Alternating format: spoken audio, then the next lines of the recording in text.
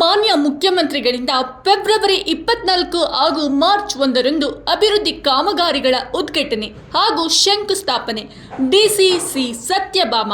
ಮುಖ್ಯಮಂತ್ರಿಯವರು ಹಾಸನ ಜಿಲ್ಲೆಗೆ ಫೆಬ್ರವರಿ 24ರಂದು ಅರಸೀಕೆರೆ ತಾಲೂಕಿನ ಬಾಣವಾರಕ್ಕೆ ಹಾಗೂ ಮಾರ್ಚ್ 1ರಂದು ಹಾಸನಕ್ಕೆ ಆಗಮಿಸಿ ವಿವಿಧ ಅಭಿವೃದ್ಧಿ ಕಾಮಗಾರಿಗಳ ಉದ್ಘಾಟನೆ ಹಾಗೂ ಶಂಕುಸ್ಥಾಪನೆ ನೆರವೇರಿಸಲಿದ್ದು, ಕಾರ್ಯಕ್ರಮದ ಸಿದ್ಧತೆಗೆ ಅಗತ್ಯ ಕ್ರಮ ವಹಿಸಲಾಗಿದೆ ಎಂದು ಜಿಲ್ಲಾಧಿಕಾರಿ ಶ್ರೀ ಸತ್ಯಭಾಮ ತಿಳಿಸಿದರು.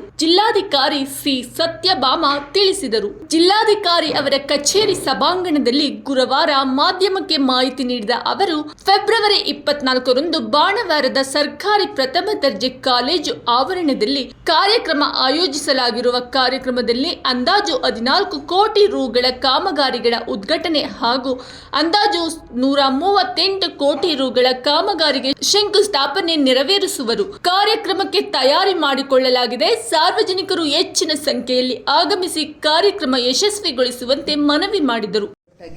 ಇದೊಂದು ಡಿಸಿ ಕರೆದೆ ಅಂತಂದ್ರೆ ಇದೇ ಅಂದ್ರೆ ನಾಡಿದ್ದು, ಇವತ್ತು 22, ನಾಡಿದ್ದು ನಮ್ಮ ಮಾನ್ಯ ಮುಖ್ಯಮಂತ್ರಿಗಳು ನಮ್ಮ ಜಿಲ್ಲೆಯ ಅರಸೀಕೆರೆ ತಾಲೂಕಿನ ಬಾಣವರ ಇದಕ್ಕೆ ಬರ್ತಾ ಇದ್ದಾರೆ. ಒಂದು ಅವರ ಭೇಟಿ ಇದೆ. ಆ ಸಂದರ್ಭದಲ್ಲಿ ಅರಸೀಕೆರೆ ತಾಲೂಕು ವ್ಯಾಪ್ತಿಯಲ್ಲಿ ಸುಮಾರು 138 ಕೋಟಿ ಶಂಕುಸ್ಥಾಪನೆ, ಹಾಗೆ 14 ಕೋಟಿ ಮೊತ್ತದ ಅಂದಾಜು, ಇದು ಸರಿಸುಮಾರು 14 ಕೋಟಿ ಮೊತ್ತದ ಉದ್ಘಾಟನಾ ಒಂದು ವಿವಿಧ ಕೆಲಸ ಕಾರ್ಯಗಳನ್ನ ಇಟ್ಕೊಂಡು, ಆಮೇಲೆ ಫಲಾನುಭವಿಗಳ ಸಮಾವೇಶ ಅಂತ ಅಂದ್ಬಿಟ್ಟು ನಾವು ಮಾಡ್ತಾ ಇದ್ದೀವಿ. ಮಾನ್ಯ ಮುಖ್ಯಮಂತ್ರಿಗಳು ಬರ್ತಾ ಇದ್ದಾರೆ. ಅದೇ ರೀತಿ ಬೇರೆ ಸಚಿವರು ಕೂಡ ಬರೋರಿದ್ದಾರೆ.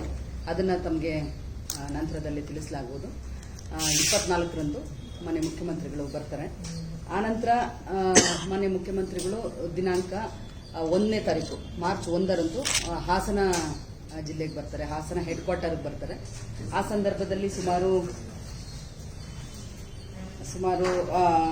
6,816 ಕೋಟಿಯ ಉದ್ಘಾಟನೆ ಒಂದು ವಿವಿಧ ಕಾಮಗಾರಿಗಳಿದೆ. ಆಮೇಲೆ ಸುಮಾರು 5,432 ಕೋಟಿಯ ಶಂಕುಸ್ಥಾಪನೆ ನಮ್ಮ ಜಿಲ್ಲೆಗೆ ಇದೆ. ಇದನ್ನೆಲ್ಲ ನಾವು ತಯಾರಿ ಮಾಡ್ಕೊಂಡಿದ್ದೀವಿ. ಈಗ ಹಾಸನದ್ದು ತಮಗೆ ಗೊತ್ತಿದೆ, ಅದು ಅಂದ್ರೆ ನಮ್ಮ ಬಾಣಾವರದ ಕಾರ್ಯಕ್ರಮ ಆದ ನಂತರ ಅದನ್ನ ತಮಗೆ ವರದಿ SLN ಯೋಗೇಶ್, ಅರಸೀಕೆರೆ.